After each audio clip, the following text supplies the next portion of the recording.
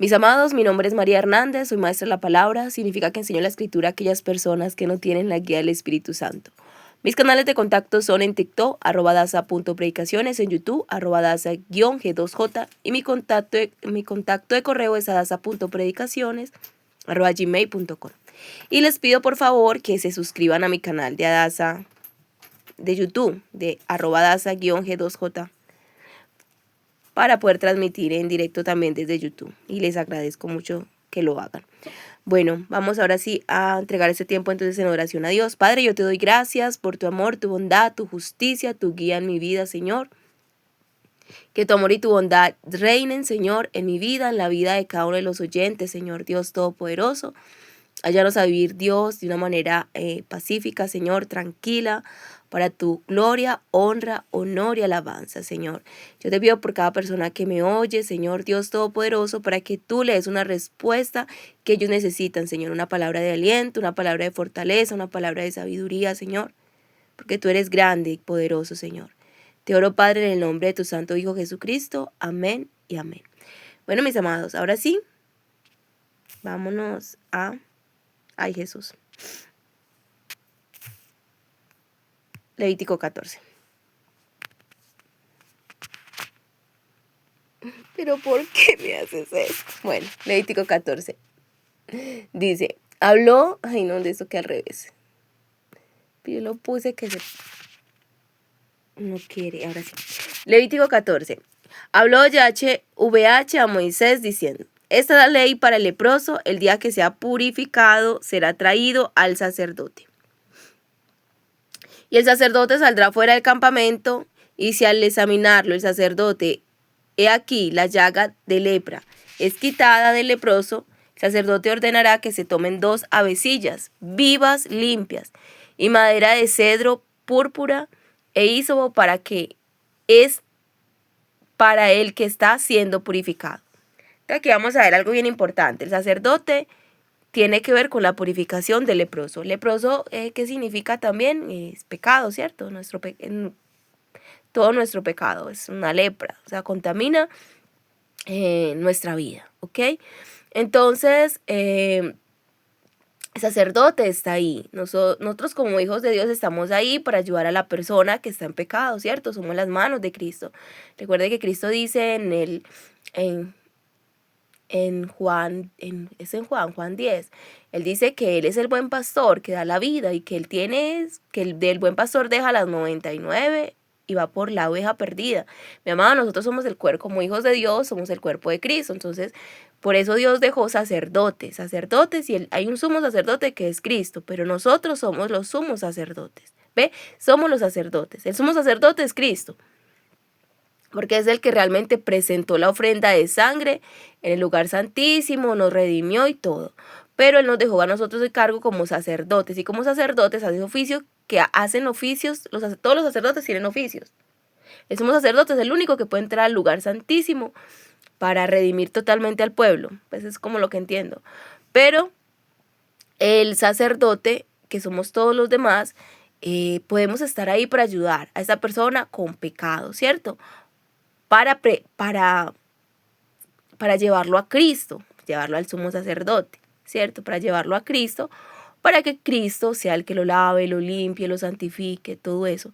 Pero mira aquí la importancia del sacerdote, ¿cierto? El sacerdote es importante en esta purificación de la lepra. Por eso dice la Escritura, y si hubiese pecado, le será perdonado los pecados. El Señor le dijo, vea, todo lo que atares en el cielo será desatado en la tierra, y todo lo que atares en el cielo, todo lo que desatares en el cielo será desatado en la tierra, y todo lo que atares en el cielo será atado en la tierra. Y esa es una potestad que tienen los sacerdotes, ¿cierto? De orar para que una persona sea librada del pecado. Obviamente que interviene el libre albedrío, por supuesto que sí. ¿Cierto? Claro que sí. Pero si alguien quiere venir realmente a Cristo, aquí estamos nosotros para orientarlo hacia Cristo, ¿cierto? Para orientarlo, para decirle cómo es, ¿cierto? ¿Por medio de quién es? Por medio de Él, solamente por medio de Él. Y siguiendo los preceptos que Él dice. O sea, es creer en Él. Yo siempre cuando llego a las personas a predicarles, pues les hablo de la santidad, ¿cierto? Lo importante, porque no es como La gente dice yo sigo a Cristo y sigue en pecado. Eso no es seguir a Cristo. O sea, hay que dejar el pecado.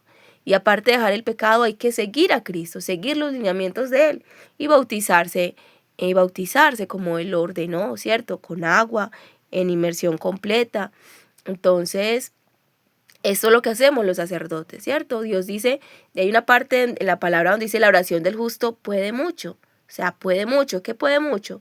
Dice, y si hubiese pecado será perdonado. O sea, cuando se ora por un pecador, cuando se ora por alguien enfermo. Porque muchas veces la enfermedad está asociada con el pecado que la persona tenga, ¿sí? La gente dice, mire esta enfermedad, toda enfermedad está asociada a pecado, toda enfermedad, ¿cierto? Ahora, hay partes de enfermedad que es el Señor para glorificarse, ¿cierto? Esas son excepciones a la regla. ¿Qué excepción había? Job era una excepción. El ciego, un ciego de nacimiento era la excepción, ¿cierto? Hay excepciones. Hay veces que la enfermedad viene para glorificar al Hijo de Dios, ¿cierto? Para eso viene la enfermedad. Por ejemplo, Job con su enfermedad glorificó a Dios, porque dijo, aunque yo no he pecado y tengo esta enfermedad en mí, sigo alabando a Dios. El ciego, aunque fue ciego de nacimiento, sus padres no pecaron, él no pecó, y aún así él glorificaba a Dios. ¿Entienden eso? O sea, no hay excusa. El que digas que yo estoy enfermo, yo por eso no glorifico a Dios. O sea, todo el pecador que por su enfermedad se aleja de Dios, deja claro una cosa, que ese pecado viene de su propia maldad. O la de sus padres también, ¿cierto? Que es igual, porque si es la de los padres, pues está también en sus genes, en su genética, está ahí en él. Entonces, mi amado, cuando una enfermedad no viene por nuestro pecado, cuando a pesar de esa enfermedad nosotros glorificamos, alabamos, exaltamos a Dios como Él quiere.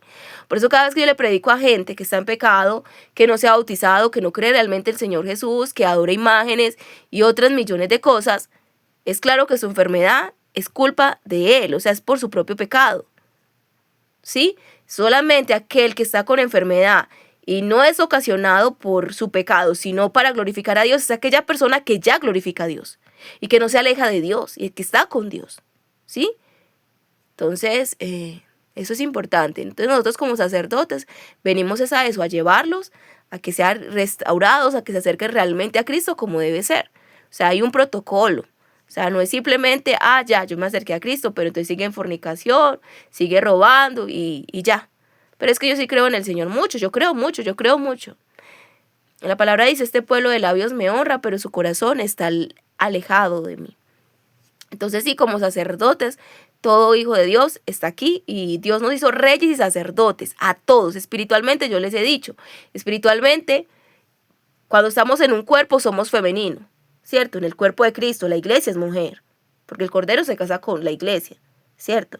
Y eso representa a una mujer. El Señor siempre en la Escritura nos habla de mujer, nos habla de a Israel la veía como una mujer, a Judá la veía como una mujer, ¿cierto? Es algo simbólico, ¿ok? Entonces estoy hablando en términos simbólicos, espiritualmente, cuando estamos hablando de simbólico, ¿cierto? En términos espirituales, cuando estamos reunidos como cuerpo, somos una hembra. Pero individualmente, simbólicamente, espiritualmente, cada uno somos varones de guerra. Por eso no dice sacerdotisas, dice sacerdotes. Y no has hecho para nuestro Dios reyes y sacerdotes. Sí, no dice sacerdotisas, porque en el reino espiritual, cuando estamos individualmente, somos varones de guerra, los que peleamos, los que luchamos. Pero cuando estamos reunidos en cuerpo, somos una hembra, la que da a luz los hijos de Dios. Recuerde lo que dice el Apocalipsis, ¿cierto? Y dio a luz y todos los demás. Y esta es la mujer que dio a luz a Jesús, pero también a todos los demás. Es la mujer que habla de Apocalipsis, que los católicos hacen referencia y de ahí se basan para hacer la Virgen de Guadalupe, ¿cierto? Muestran una imagen con una luna y de ahí se basan para hacer la Virgen de Guadalupe, pero ese no es el simbolismo. O sea, el significado de eso es la iglesia. La iglesia es la que da luz los hijos de Dios. ¿Por qué? Porque nosotros vamos y predicamos y llevamos a Cristo a nuestra boca. Cristo nace en esa persona y esa persona, cuando Cristo nace en esa persona, entonces esa persona se vuelve hijo de Dios. Y eso es engendrar los hijos de Dios, ¿sí? Entonces, es así de esa manera. Nosotros damos a luz como iglesia los hijos de Dios, pero es potestad de Dios, ¿cierto? El que engendra es Dios. Es como una mujer y un hombre tienen intimidad, pero el que hace que el hijo venga, toda intimidad de un hombre y una mujer genera un hijo, ¿sí? Es Dios el que da esa potestad. Entonces nosotros nos prestamos para, como iglesia, para dar a luz, ¿cierto? Para dar a luz, para engendrar. Pero es el Señor el que envía para que esa persona realmente nazca de nuevo. ¿Cómo nos prestamos nosotros? Predicando el Evangelio, uniéndonos a la iglesia, ¿cierto? Entendiendo que somos un cuerpo de Cristo. Entonces, como iglesia se da a luz los hijos de Dios. Bueno, esta es la ley para el leproso. El día que sea purificado será traído al sacerdote. Y el sacerdote saldrá fuera del campamento, y si al examinarlo el sacerdote, he aquí la llaga de lepra es quitada del leproso, el sacerdote ordenará que se tomen 2 avecillas vivas, limpias, y madera de cedro, púrpura e hisopo, para el que está siendo purificado. Luego el sacerdote ordenará que se degüelle la primera avecilla en una vasija de barro sobre aguas vivas. Tomará la avecilla viva con el palo de cedro, la púrpura y el hisopo, y lo sumergirá con la avecilla viva en la sangre de la avecilla degollada sobre las aguas vivas. Y rociará 7 veces sobre el que fue purificado de la lepra, y lo declarará limpio. Luego dejará ir a la avecilla viva sobre la faz del campo. El que fue purificado lavará sus vestidos, todo su cabello será rasurado, se bañará con agua y quedará limpio. Después entrará en el campamento, pero permanecerá fuera de su tienda 7 días. Entonces mira acá cómo es el nacimiento. El nacimiento dice que uno nace, como hijo de Dios nace, dice, hemos nacido por el agua y por la sangre. Esa es una parte de la escritura, de agua y sangre. Porque la sangre, mire, la sangre se fue rociado con sangre, pero también lavado con agua. Entonces, de Cristo salió agua y sangre de su costado, ¿cierto? Salió agua y sangre cuando Él fue traspasado, porque Él es el que nos limpia, mi amado. O sea, todo está haciendo referencia a Cristo. Todo el Antiguo Testamento es Cristo. Por eso Cristo dijo, escudriñad las Escrituras, porque a vosotros os parece que en ellas tenéis la vida eterna, pero ellas dan testimonio de mí. O sea, la Escritura está hablando de Cristo, porque si nosotros no vamos a Cristo, ¿y a cuál Cristo? El que vino a la tierra, el que se hizo hombre y derramó su sangre por nosotros. Fue ahí cuando nos lavó, cuando fue traspasado su costado, fue que Él nos lavó con esa agua y con esa sangre, y de ahí nacimos nosotros como hijos de Dios, como iglesia. Sí, recuerde que la primera mujer salió de la costilla del hombre. Así, esa mujer perfecta, que es la iglesia, sale también de la costilla de su postrer Adán, que es Cristo. Entonces de ahí sale la iglesia, que somos lavados con agua y con sangre por medio del cuerpo de Cristo. Que es por Cristo, mi amado, es por Cristo, todo es Cristo, el que vino en forma humana a esta tierra. Al 7º día será rasurado todo su cabello de su cabeza, de su barba y de sus cejas, es decir, será rasurado todo su cabello, lavará sus vestidos y bañará su cuerpo con agua, y quedará limpio. Al 8º día tomará 2 corderos sin defecto y una cordera de 1 año sin defecto, 3 décimas de flor de harina amasada con aceite para la ofrenda vegetal y un lob de aceite. Entonces mira aquí hay un cordero y una cordera, o sea, el macho y la hembra. Entonces el nacimiento de los hijos de Dios, interviene el varón, que es Cristo, pero interviene la hembra, que es la iglesia. ¿Por qué? Porque la iglesia es la que predica. Entonces nosotros cuando estamos predicando somos la iglesia predicando. Somos la iglesia predicando. No soy María predicando solamente, es la iglesia la que predica. ¿Sí? Somos un solo cuerpo, y como un solo cuerpo todos somos la iglesia. Entonces el nacimiento se da como se da el nacimiento natural carnal, entre un varón y una hembra. Sí, entre el varón, que es Jesús, que predicamos de Jesús, la iglesia predica de Jesús. Sí, esa es el que se une a Cristo, es un espíritu con Cristo, dice la Escritura. Entonces como iglesia somos uno a Cristo. El que da la salvación totalmente siempre es Cristo, porque cuando la iglesia predica lo hace unida a Cristo y predica de Cristo. O sea, y ahí es donde la gente puede nacer de nuevo. ¿Ok? Cuando alguien le predica, nunca nadie nace de nuevo, nunca. Es mentira el que dice, yo nací porque yo leí la Biblia. Usted no nació para leer la Biblia. Usted no, la semilla realmente quedó en su corazón. Ese día usted pudo haber nacido como normal. O sea, un bebé nace después de 9 meses. Pero ¿cuándo se engendró? 9 meses atrás. Así mismo también. La persona dice, no, es que yo estaba leyendo la Biblia y ahí nací de nuevo. No, no es verdad. Usted nace de nuevo al oír la palabra. De pronto en ese momento no nació, pero la palabra quedó ahí. Y cuando usted leyó la Biblia, entonces pudo entender, se abrieron sus ojos y entendió. Y es la palabra, lo que lo que trae vida, se engendra es con el rema, no con el logos, es decir, con la palabra declarada, con la palabra hablada, con la predicación. Por eso es tan importante la predicación, porque por medio de la predicación es que la gente llega a la salvación, no por medio de nada más. La otra manera que la gente llega a la salvación es porque también la predicación, pero literal de Cristo. O sea, Cristo se le apareció a Pablo y le predicó a Pablo. O sea, él mismo. Yo soy Cristo a quien tú persigues. ¿Cierto? Yo soy Jesús al que tú persigues. O sea, ahí Jesús mismo vino. O sea, el Señor, el único que tiene la potestad para decir, no, es que no fue un hombre, a mí fue el Señor. Sí, si tuvo una visión con Jesús, la persona puede nacer de nuevo, solamente con Jesús. Pero no es esos son excepciones a la regla, no es lo cotidiano. Y Jesús se le aparece a gente que por más que se le predique, no va a entender, no quiere entender, no abre su corazón, porque están matando, persiguiendo. Entonces, al estilo de Pablo, muchos musulmanes se han convertido a Cristo, porque mismo Cristo se les ha aparecido, no por la predicación del evangelio, el mismo Cristo se les ha aparecido, porque la predicación del evangelio ellos la detestan, ellos la odian, ellos la aborrecen, porque para ellos, en su religión, nosotros somos abominables, ¿cierto? Somos unos herejes, estamos en contra de Dios, del Dios pues de que ellos creen. Entonces cuando Jesús mismo se les aparece, pues no les queda de otra, porque ya pues es algo sobrenatural. Entonces sí. Entonces solamente hay dos maneras, por una visión de Jesucristo, directamente Jesús viene a nuestra vida, Él puede hacer eso, o por la predicación de alguien. Tú oyes la predicación de alguien, puede que en ese momento te quedó ahí, todavía no mueres, le estás leyendo la palabra y ahí naces de nuevo, pero siempre la predicación o una visión de Cristo. No hay otra. O sea, si lees la Biblia, tú no vas a ser salvo por leer la Biblia, es por oír palabra. La fe viene por el oído. Y el oído es por la palabra, por el rema de Dios. ¿Sí? No dice logos, por el rema de Dios. La fe viene por el oído y el oído viene por el rema, por la palabra del evangelio. Entonces la puede traer Cristo, claro que sí, como a Pablo. Pablo ahí nació de nuevo, porque el rema vino, porque Jesús es el rema. El logo se hizo carne, o sea, el logo se hizo rema. Eso es lo que significa, porque el logos es como algo que está ahí, que se ve, que es la palabra, pero esa palabra tiene que hacerse carne, tiene que venir a encarnarse en nosotros. Y ese es Jesús. Entonces Jesús sí puede hacer eso por medio de una visión y los hijos de Dios lo hacemos también. La gente cuando oye predicación es. Entonces la manera más común es predicación. Y todo el que diga yo nací solito o no ha nacido de nuevo o es un mentiroso.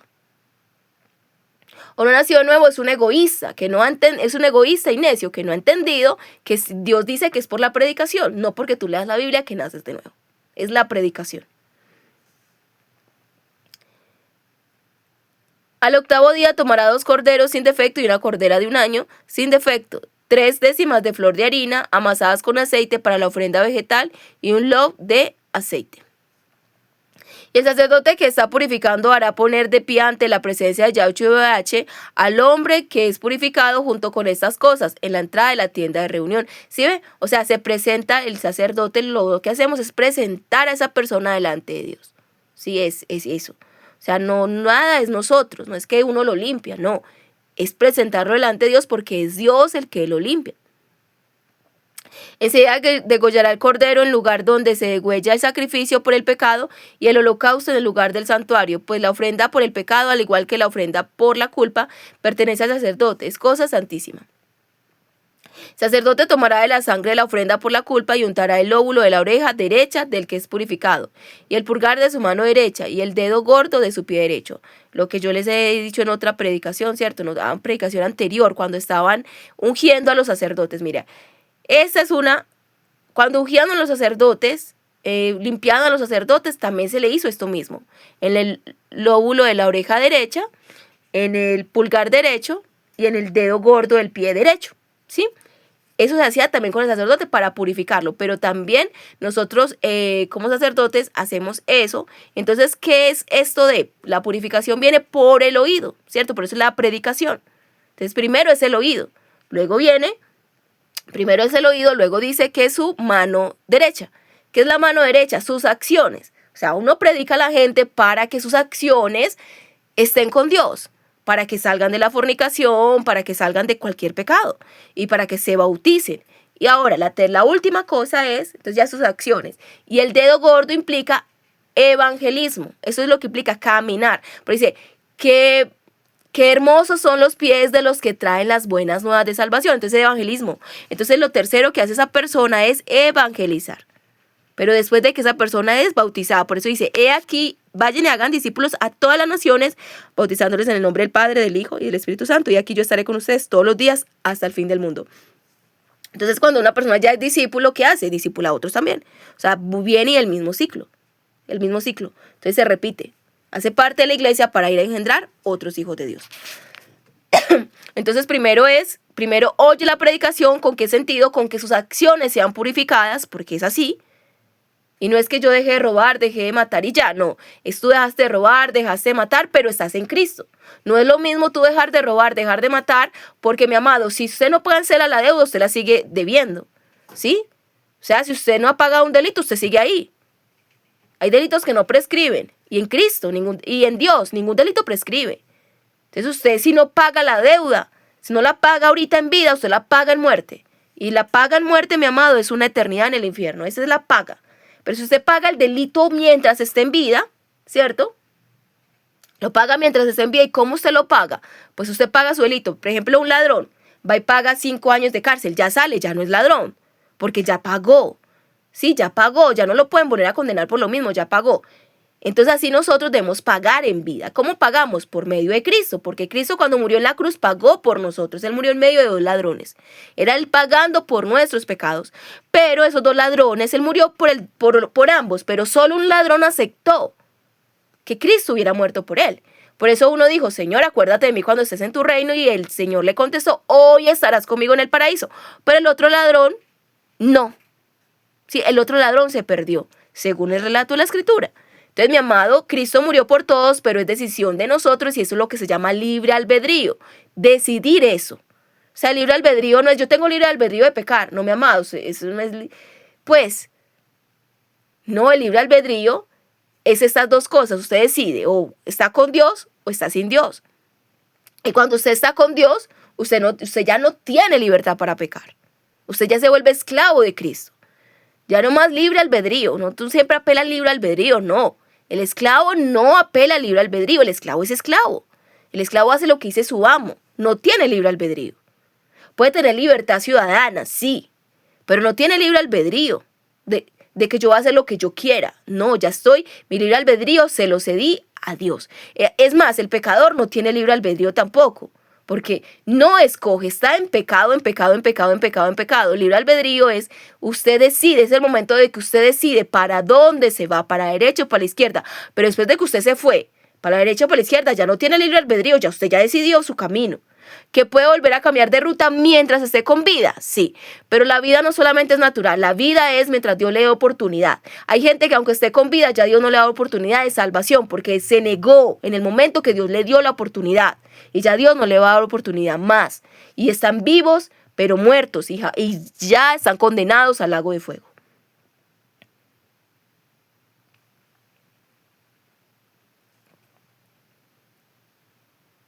Bueno, enseguida hará el cordero en el lugar donde se degüella el sacrificio por el pecado y el holocausto en el lugar del santuario, pues la ofrenda por el pecado, al igual que la ofrenda por la culpa, pertenece al sacerdote, es cosa santísima. El sacerdote tomará de la sangre de la ofrenda por la culpa y untará el lóbulo de la oreja derecha del que es purificado, el pulgar de su mano derecha y el dedo gordo de su pie derecho. Es decir, mi amado, para que vaya y evangelice. O sea, primero se oye la predicación, usted ya se vuelve hijo de Dios, esa es la obra de sus manos, ya usted es hijo de Dios por medio de Cristo. Y tercero, usted va y multiplica, como hijo de Dios es parte de la iglesia y va y engendra más hijos de Dios. Listo, eso es el evangelismo. Eso es que se le unte también la sangre en el dedo gordo del pie. Y untando su dedo derecho en el aceite que está en la palma izquierda, rociará 7 veces delante de YHWH. De resto el aceite que está en la palma, a ver,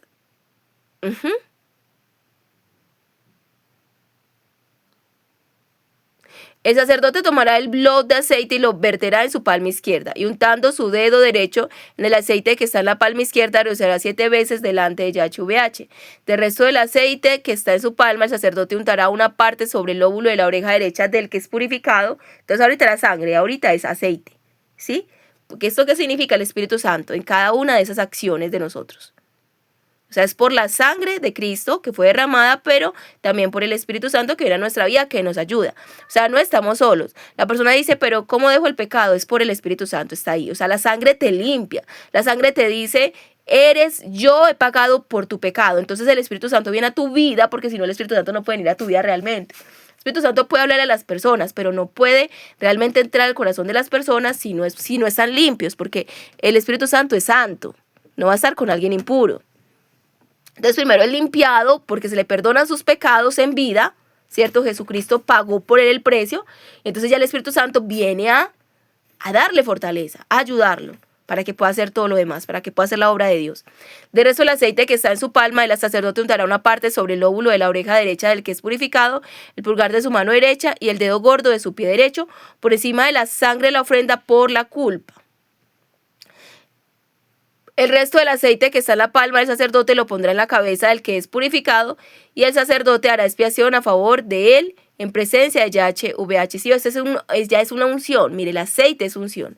Dice, el resto de la palma pondrá la cabeza del que es purificado. O sea, es aceite en la palma. O sea, lo está haciendo. Ahí no decía, en este Levítico no dice que sí iba a ser sacerdotes. Pero ahora nosotros entendemos que esa unción del Espíritu Santo es para ser sacerdotes, entendemos. En el Antiguo Testamento solamente eran sacerdotes los de la tribu de Leví. En el Nuevo todos somos sumos sacerdotes de cualquier tribu. ¿Ves? Somos sacerdotes, no sacerdotes, de cualquier tribu. Porque somos sacerdotes según el linaje de Melquisedec, no según el linaje de Aarón, ¿sí? Entonces somos sacerdotes porque venimos de Cristo. Porque eran sacerdotes, no solamente los de la tribu de Leví eran sacerdotes, no, tenían que ser descendientes de Aarón, porque Aarón era el sumo sacerdote. Entonces todo el que descendía de Aarón, todo el que era hijo, nieto, bisnieto, tataranieto, todo es descendiente de Aarón, es el que se considera sacerdote. ¿Sí? Nadie podía ser sacerdote si no descendía de Aarón. Es más, así fuera la tribu de Leví, no podía ser sacerdote, tenía que ser descendiente de Aarón. Asimismo, los que somos sacerdotes porque venimos de la descendencia de Cristo. Estamos unidos a Cristo, somos uno con Cristo, por eso somos sacerdotes, ¿sí? Entonces esa persona que en el Antiguo Testamento no se consideraba que fuera sacerdote, simplemente está siendo purificado de su lepra, de su pecado. Pero acá en el Nuevo Testamento podemos entender, aquí en el Nuevo Pacto podemos entender que esa unción en la cabeza le está diciendo, eres sacerdote porque es el Espíritu Santo. Porque de cualquier tribu podemos ser sacerdotes porque venimos es por el linaje de Cristo. Luego el sacerdote preparará la ofrenda por el pecado y hará expiación por el que es purificado de su impureza, el cual después degollará el holocausto. Y el sacerdote hará subir el holocausto y la ofrenda vegetal sobre el altar. Así el sacerdote hará expiación por él y quedará limpio.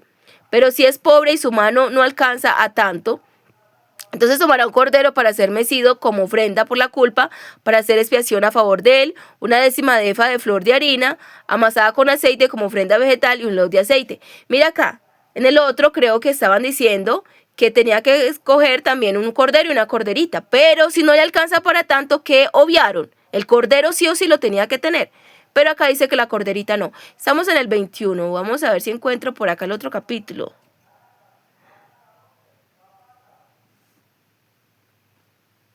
Vea, en el 9 dice, al 8º día tomará 2 corderos sin defecto y una cordera, ¿sí ve? O sea, 2 corderos y una cordera. Pero en cambio acá en el 21 dice que si no le alcanza para tanto, entonces que tome solamente un cordero, ¿sí? Entonces, mi amado, entonces aquí es donde yo les digo, si no le alcanza para tanto, o sea, hay personas que, como Pablo, no les alcanzaba para tanto. Por eso Pablo era un abortivo, decía él. O sea, son personas tan necias que no les alcanza con la predicación. Necesita que Cristo se le aparezca. O sea, que a usted Cristo se le aparezca y usted nazca de nuevo, no es una alabanza, mi amado. Estoy diciendo que usted no le alcanzó, que usted con la predicación no tenía, que usted era demasiado necio. Y necesitó Cristo venir a su vida para que pudiera entender. Eso es lo que no te alcanzó, solamente te alcanzó para el cordero, no te alcanzó con la corderita, no pudiste. Y hablan de 2 corderos, no sé por qué 2 corderos, pero bueno. Pero siempre es Cristo. Y podemos decir como esos 2 corderos lo podemos representar como Jesucristo y el Espíritu Santo viniendo a nuestra vida. Vamos a decirlo de esa manera. Pero a la persona que no le alcanza para tanto, Estoy hablando de Jesucristo, del Espíritu Santo y de la iglesia. Pero el que no le alcanza para tanto, solamente un cordero. Es decir, Cristo se le aparece a su vida. Cristo se le aparece a su vida. O sea, Cristo no tiene que ir en visión, tiene que casi que ver, como Tomás. Tomás, si no ves, no crees. O sea, el incrédulo no le alcanza. El incrédulo, mi amado, el que dice que yo si no veo, no creo. Ese es el que tiene menos, es muy pobre, no le alcanza. Entonces tiene que venir el Señor. O sea, la misericordia de Dios es tan grande que lo toca ahí. Pero si es pobre y su mano no alcanza tanto, entonces tomará un cordero para ser mecido como ofrenda por la culpa, para hacer expiación a favor de él, y 1/10 de efa de flor de harina, amasada con aceite como ofrenda vegetal, y un lodo de aceite. También 2 tórtalos o 2 palominos, según alcanza su mano. Una será para expiación por el pecado y otra para holocausto. Al 8º día las hará llevar al sacerdote para su purificación a la entrada de la tienda de reunión, en presencia de YHWH. Y el sacerdote tomará el cordero de la ofrenda por la culpa y el lodo de aceite y los mecerá como ofrenda mecida en presencia de YHWH. Después degollará el cordero del sacrificio por la culpa, y el sacerdote tomará de la sangre de la expiación y untará el lóbulo de la oreja derecha del que es purificado, y en el lugar de su mano derecha y el pulgar de su mano derecha y el dedo gordo de su pie derecho. Y el sacerdote echará el aceite sobre su propia palma izquierda, y con su dedo derecho el sacerdote hará aspersión del aceite que tiene en su palma izquierda 7 veces ante YHWH. Luego el sacerdote aplicará parte del aceite que tiene en su palma sobre el lóbulo de la oreja derecha del que está siendo purificado, sobre el pulgar de su mano derecha y sobre el dedo gordo de su pie derecho, encima del lugar donde se puso la sangre de la ofrenda por la culpa. Es decir, donde está la sangre, ahí es donde pone el aceite. O sea, donde la sangre, donde fue purificado la persona con Cristo, con la evangelización de Cristo, ahí es donde llega el Espíritu Santo, mi amado, para ungirlo a usted. Si no hay sangre, no puede haber aceite. Sin Cristo no puede haber Espíritu Santo. Por eso la gente que habla de Espíritu Santo sin Cristo no está hablando del Espíritu Santo. Está hablando de un espíritu inmundo. Sin Cristo no viene el Espíritu Santo a su vida. Sin sangre no viene el Espíritu Santo. No viene. No es posible poner el aceite de la unción en un lugar donde no se ha puesto primero la sangre de Cristo. Y el resto del aceite que está sobre la palma del sacerdote lo pondrá sobre la cabeza del que es purificado para hacer expiación a favor de él en presencia de YHWH. Y ofrecerá la primera de las tórtolas o de los palominos de lo que alcance su mano, la primera víctima en ofrenda por el pecado y la otra como holocausto, junto con la ofrenda vegetal. Y el sacerdote hará expiación a favor del que es purificado en presencia de YHWH. Esta es la ley para el que haya tenido llaga de lepra y que su mano no alcanza a tanto para su purificación. Si el que no le alcanza, el que es tan llevado como Pablo, y que sea tan llevado como Pablo no significa que no pueda hacer grandes cosas en Cristo. Mire lo que le pasó a Pablo. Tenemos todo tenemos mucha parte de los escritos del Nuevo Testamento, ¿sí? Entonces no es que una persona porque no le alcanzó, pero si me entiende, o sea, lo que quiero decir, no se crea tanto, porque Cristo se le apareció a su vida, en una visión, no, significa que usted es demasiado terco y duro, tan duro que la misericordia de Dios tuvo que ir, mejor dicho, a rescatarlo de por ahí de lo más profundo, ¿sí? Entonces no es para que usted se vanaglorie, te está diciendo antes para que seas más humilde y te entregues más a Dios, ¿sí? Por eso Pablo fue tan humilde, se rindió tanto a Dios, de esa manera. Por lo mismo, porque entendió que a él no le alcanzó. Cuando tú sabes que no te alcanza y alguien te hace un favor tan grande, tú debes tener gracia y decir, wow, gracias Dios, ¿sí? Entonces toda aquella persona que sabes que Cristo se me apareció en visión y por eso no se enorgullezca. Antes sea más humilde y ríndase al Señor. Porque al que nos alcanzó más, tuvimos más, fueron los que tuvimos más fe para creer por la predicación. No necesitar que Cristo se nos apareciera en una visión. Bueno, esta es la ley para el que haya tenido llaga de lepra y que su mano no alcance a tanto para su purificación. YHWH habló a Moisés y Aarón diciendo, cuando entréis a la tierra de Canaán, la cual yo os doy en propiedad, y yo pongo una llaga de lepra en alguna casa de la tierra de vuestra propiedad, es aquel de quien es la casa irá a dar aviso al sacerdote diciendo, algo como una plaga ha sido vista en mi casa. Entonces el sacerdote ordenará desocupar la casa antes de que entre a mirar la infección, para que no sea contaminado todo lo que está en la casa. Después el sacerdote entrará a examinarla. Observará la mancha, si en las paredes de la casa hay manchas verdosas o rojizas que parezcan más hundidas que la pared. El sacerdote saldrá a la puerta de la casa y hará cerrar la casa por 7 días. Al 7º día el sacerdote volverá y observará, y aquí si la infección está extendida por las paredes de la casa, el sacerdote ordenará que arranquen las piedras que tengan la infección y las echará fuera de la ciudad en un lugar impuro. Después hará raspar la casa por dentro, en derredor, y el polvo lo echarán fuera de la ciudad en un lugar impuro. Luego tomará otras piedras y las pondrá en lugar de las piedras quitadas, y se tomará otra mezcla para revocar la casa. Pero si después de ser quitadas las piedras raspadas, revocada la casa, la infección irrumpe otra vez en la casa, el sacerdote observará, y aquí la mancha extendida por la casa, hay lepra maligna en la casa, está impura. Derribará la casa con sus piedras y sus maderos y todo el polvo, y lo sacará fuera de la ciudad a un lugar impuro. El que entre en la casa durante los días en que estuvo cerrada quedará impuro hasta la tarde. El que se acueste en aquella casa lavará sus vestidos, y el que coma en la casa lavará sus vestidos. Mi amado, estás hablando de nuestro cuerpo, ¿cierto? La casa es nuestro cuerpo. Qué tan importante es que no contaminemos con pecado nuestro cuerpo. Es tan importante el pecado. Hay pecados graves, todos los pecados son importantes, pero el pecado que atenta con nuestro cuerpo dice la Escritura, y es la fornicación, ¿cierto? El adulterio. Esos son pecados mayores. Es un pecado que queda dentro de nosotros. Porque el cuerpo es nuestra casa, mi amado. Esa es nuestra casa. Entonces, pero tenemos que ser muy cuidadosos de todo pecado, pero sí alejarnos principalmente de toda fornicación y de todo adulterio. Cuando digo adulterio, estoy hablando de las personas casadas, porque las casadas no se llama fornicación, se llama adulterio. El que entre en la casa durante los días en que estuvo cerrada quedará impuro hasta la tarde. Y el que se acueste en aquella casa lavará sus vestidos, y el que coma en la casa lavará sus vestidos.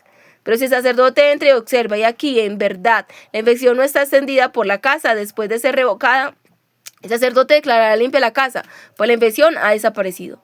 Para fricar la casa tomará 2 avecillas y madera de cedro, escarlata e hisopo, y degollará una de las avecillas en una vasija de barro sobre aguas vivas. Tomará la madera de cedro, el hisopo y la escarlata, junto con la avecilla viva, y lo sumergirá en la sangre de la avecilla muerta y en las aguas vivas, y rociará la casa 7 veces. Así purificará la casa con la sangre de la avecilla, y con las aguas vivas, y con la avecilla viva, con la madera de cedro, con el hisopo y la escarlata. Luego dejará ir la avecilla viva fuera de la ciudad, sobre la faz del campo. Así hará expiación por la casa y será limpia. Esta es la ley acerca de cualquier infección de lepra y de tiña, de lepra del vestido y de la casa, acerca de la hinchazón, de la costra y las manchas blancas lustrosas, para declarar en qué día algo es impuro y en qué día será purificado. Esta es la ley sobre la lepra. Entonces, mi amado, así es el pecado. Así es el pecado en nuestra vida. Dios lo puede purificar, claro. Siempre nos podemos arrepentir. No siempre, ¿cierto? Hay una vez que Dios no va a dar lugar al arrepentimiento. Por ejemplo, llegó un momento que Judas ya no se pudo arrepentir. Y eso es cuando estamos muertos ya muertos en vida. ¿Me entiende, mi amado? Por eso dice, todavía hay esperanza para los que están entre los vivos. Y los que estamos entre los vivos no solo son las personas que están en vida terrenal, sino las personas que estando en vida terrenal todavía Dios les está hablando y les está diciendo arrepiéntete. Yo digo una cosa, que la persona que todavía cuando todavía hace algo y le parece que es mal, todavía Dios le está hablando.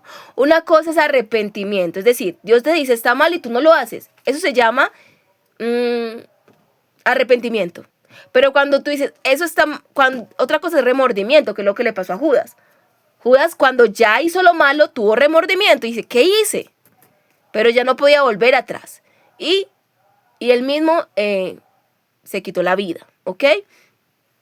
Entonces, mire, mi amado, es de esa manera. Entonces, Judas, aunque estaba vivo, ya no estaba vivo, ya estaba muerto porque ya no tenía oportunidad de arrepentimiento. El remordimiento es una cosa muy diferente. Eso es, tú pecas y tú dices, yo porque hice esto malo, yo porque hice esto malo, yo porque hice esto malo. El arrepentimiento es en el momento que tú vienes una cosa y dices, yo no puedo hacer esto y no lo hago. Eso es arrepentimiento, ¿sí? O lo hice y voy y pido perdón. Judas no pidió perdón. El arrepentimiento implica perdón, realmente conmoverse su corazón con la persona que le hizo el daño. Mire, el remordimiento no le importa al que le hizo daño. El remordimiento solamente, por ejemplo, Judas no tuvo un encuentro con Judas Iscariote, con el Señor, a decirle, Señor, perdóname. No, fue a donde los sacerdotes y les dijo, no, tengan ese dinero que yo hice mal. No, el deber ser es ir donde la persona que le hiciste daño, ¿sí? Y pedirle perdón a esa persona que le hiciste daño. Eso pasó con Pedro, porque Pedro cuando vendió al Señor, cuando él no vendió al Señor, pero sí lo negó, Cristo lo miró a los ojos y Pedro lloró, o sea, se le conmovió su corazón. Esa es la manera de decirle, perdóname, Señor, lo siento, te fallé. Tú me dijiste que lo iba a hacer, se me olvidó y fallé. Sí, eso es mirar a los ojos al Señor y llorar. Ese es el verdadero arrepentimiento. No ir a otra persona y decir, sí, lo he hecho mal, no, lo he hecho mal. Eso es remordimiento. Entonces yo le digo a una persona que anda en remordimiento, no le digo que está viva, pero la persona que anda en arrepentimiento, es decir, ve que algo no lo puede hacer y dice, yo esto no lo puedo hacer, esto es muy mal. Para mí esa persona todavía está en vida, porque todavía tiene arrepentimiento, pero en cuanto a saber, yo no puedo hacer esto porque esto afecta a la persona, no con orgullo de que yo soy bueno y yo esto no lo hago porque yo no lo puedo hacer porque yo soy bueno, no, es un arrepentimiento de, yo no puedo hacer esto tan malo, yo no le puedo afectar a mi hermano. Estás teniendo en cuenta al hermano, no poniendo tu orgullo de que tan bueno soy, por eso no le hago daño a nadie, no es poniendo al otro y decir, yo no puedo hacer ese daño. Mire, cuando David estaba con David en algún tiempo, el rey David fue perseguido por el primer rey, que fue Saúl. O sea, el segundo rey persiguió al primer rey. O sea, cuando eso David estaba ungido como rey, pero no era el rey todavía. O sea, era un rey en potencia. Pero es Saúl, que era el rey, no es Saúl, que era el rey, perseguía a David para matarlo. Entonces, ¿qué dijo David? David dijo, yo no pequé, yo cómo iba a pecar contra Dios haciéndole daño a esta persona. O sea, no puedo porque él es el rey. Entonces, siempre el pecado es, yo no lo puedo hacer por Dios, pero también por la persona. Mire, José, el de los sueños, él era esclavo en Egipto. Cuando la esposa de Potifar quiso acostarse con él, José dijo, no, dijo, yo cómo voy a pecar contra Dios y contra este hombre, contra mi amo. ¿Por qué? Porque él todo me lo ha dado. O sea, él no me niega nada. ¿Cómo yo voy a hacer esa maldad delante de mi Dios? Entonces siempre sabe a quién afecta, al prójimo y también a Dios. Todo pecado es contra el prójimo y contra Dios.